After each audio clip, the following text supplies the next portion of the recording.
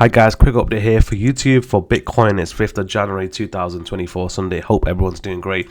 If you want to join the group, everything's here. If you want to pay via crypto, it's 3 months up front for the Facebook group. Just message me through the Facebook page, and we are doing a bundled offer where you get access to everything by clicking on this link here, the mortgage amortization course. You know, the part 2 to that course has been delayed now by nearly 3 years, so we're hoping to get that out before the end of Q1, maybe Q2 now 2025. We discuss a hell of a lot more than just the Excel spreadsheet and the mortgage amortized sort of framework there. So part 2 is very, very detailed, and it's going to be a banger, that one, definitely. So watch out for that. Hopefully gets released before the end of Q1, if not before the end of Q2 25. Now, Bitcoin, so not much has changed. We've already called a top in this market. You know, we're not interested in sort of labeling that a late cycle top, mid cycle top, Trump top, Elon Musk. We don't care about the names. A significant top has occurred here. I can't give away the long-term count because that information, frankly, is worth millions, and obviously many VCs and hedge funds listen to this YouTube channel, so nothing of value is free. So if you want to know the exact long-term projection, which we have and no one else does, because everyone else is just randomly guessing, come and join the group. We know the exact long-term wave count between now and the end of the decade, and that information is worth many, many zeros. So if you want to join the group, you know what to do.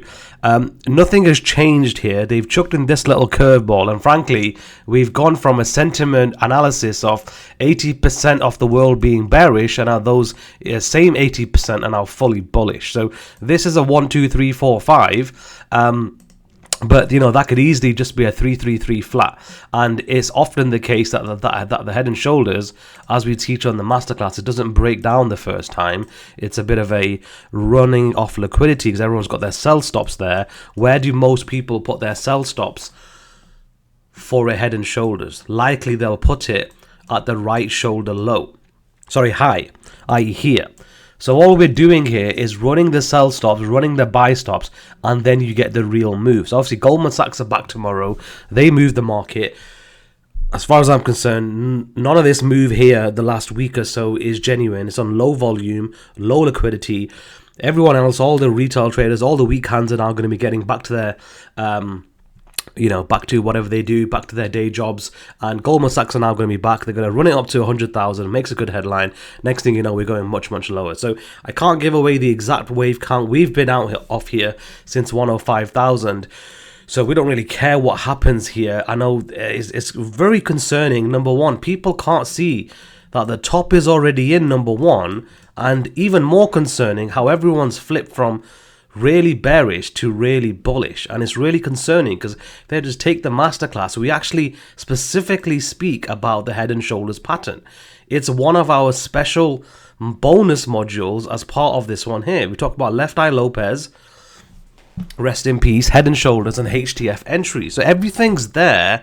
It's all detailed in the masterclass. If people don't want to, impart themselves with some wisdom there and take on that knowledge, then that's pretty much their loss, isn't it? But you can run this in so many ways, and from an Elliott wave perspective, you can read that as, well, it's 5 waves, and then it's 5 waves off a C wave, right? So it's really concerning, some of the things that I see and have to, sort of read. 1, 2, 3, 4, 5, or you can read all that as like a, then it's come back down for a B, ran the low here, grab the liquidity, S curve, shakeout pattern, swing failure, call it what you like, 1, 2, 1, 2, 3, 4, 5, 3, 4, so one more fake push up.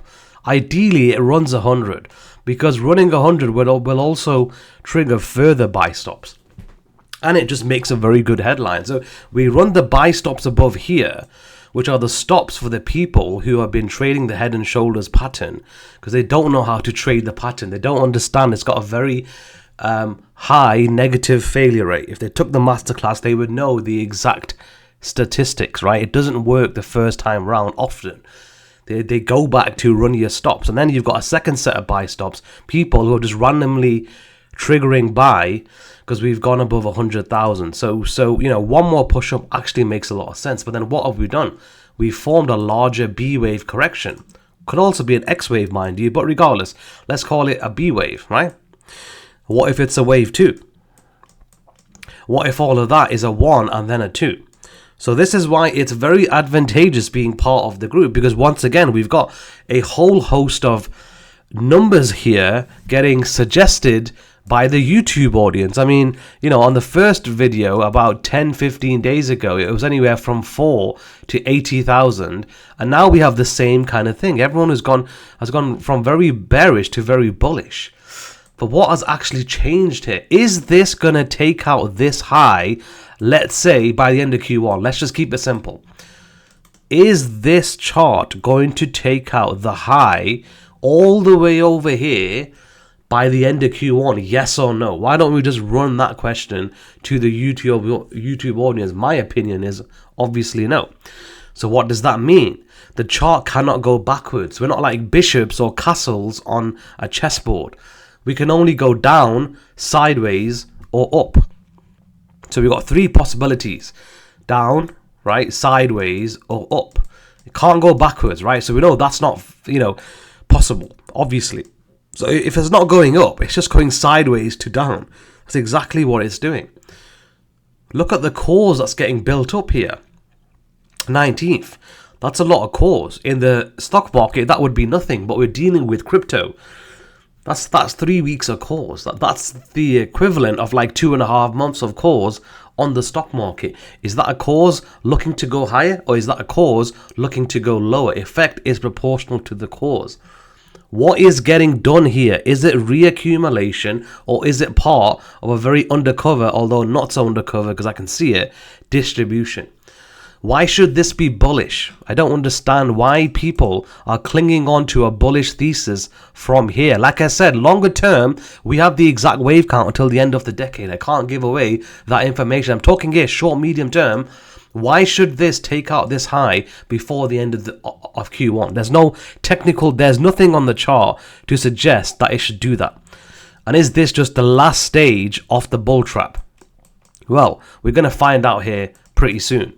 Anyway, and then, you know, still the head and shoulders, the target still project, and then, you know, that gets you to there. And obviously we've got the futures gap to contend with, and then we're going to start shaking out the weak hand. So, you know, there's a lot of weakness here. You know, hands which are weak, right? People with weak hands who don't know how to read a chart, you know, they have to get wiped out of this market before we can get the next move, basically, right? So, you know, it's not their fault that they're weak. They've not taken the masterclass. They're not part of the group. You know, it's not like they've woken up one day and just decided to be a weak hand. But you can see that head and shoulders target there. So once again, if you don't know how to trade it, take the masterclass, because clearly there's a lot of people who don't know how to actually trade the pattern. That pretty much gets you to the gap, doesn't it? Right, well then that's the gap done, right? So that's the head and shoulders and the gap, both in one.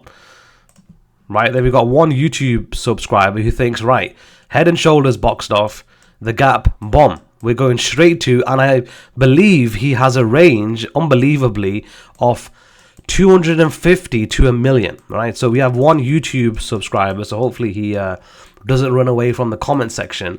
He thinks we're going straight to 80k. He's right, head and shoulders has been fulfilled. The shakeout has been fulfilled. According to him, a shakeout of approximately 26% is enough for this individual. And then he thinks, right, the gap's been filled, head and shoulders, 26% shakeout. And then he's got a range, apparently, of 750,000. Now, you know, I mean, come on. Right, this is why we have a group. This is why we're looking at this 24 hours a day, and we know we are able to forecast markets as we did here. You know, we forecasted everything basically a decade ago. So, you know, that is a very large range. We have a more specific count. We know exactly where this is going. When is it going to go there? All they've done right now here the last week, because easily that could have just broken down here, but because of the very high negative failure rate, because of the low liquidity, because Goldman Sachs isn't back from the Hamptons until tomorrow, they've just chucked in a little ABC here, and that's it. And so then likely they're just going to run those stops, bomb, we're going to get the real move.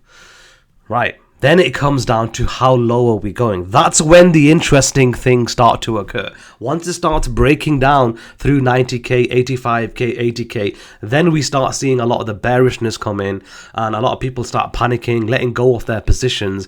That's when the interesting things happen. How low can it go? I ask the same question every single time. Right, let's investigate any bullish count. Is there anything bullish going on here? I don't see it. Let me just give you a bullish count because I feel like I have to give one just to be, just to put it out there. It would be something like that. That would be the bullish count, something like that. 1, 2, 3, 4, 5. I don't like this count clearly because I think it's already topped. 1, 2, 3, 4, 5, and then that would be the 3. And this is like some kind of expanded flat that's gone on here. And basically, I mean, once again, 5 waves, yes, can be an A wave, can be a wave 1, can be a wave 3, can be a wave 5, but can also be a wave C, i.e. ABC. So I know this can be read as, well, I'm guessing people are reading that as a wave 1, right? People are reading that as a wave 1, that as a 2, right? 3, 4, 5, thinking, right, okay, we'll get to around 140 or so. Then we'll have the large correction, right? Because it can't be a wave 5. It can't be in the wave A position. It's definitely not in the wave 3 position. But, you've got to be very careful here. Just any 5-wave impulse, don't just immediately assume it's part of a larger impulse. Could easily be part of a very sneaky A wave, C wave 2. Okay, anyway, that would be the bullish count. So let's just put it out there. I just don't like this count, but let's just put it out there. Let's do a quick analysis here as to how, let's just see how far that would project. I would guesstimate around 120,000. So 1, 2, 3, 4, 5, 3, some kind of funky expanded flat 4, and the bulls are believing this to be the Pico low. Oh no, that's a wave 1. Yeah, so basically what the bulls are saying is 1, 2, 3, 4, 5 to 120, and then their plan is, I don't know, to sell or something, and then they're gonna wait for that larger correction once again, maybe to the gap. As you can see, I don't like this count, but I've just put it out there. So there is nothing bullish going on here, clearly. So if you want to know more, come and join the group. If you're a long-term investor, been involved in this market, you want to know where it's going to go. Clearly, we've been around here for over 7.5 years.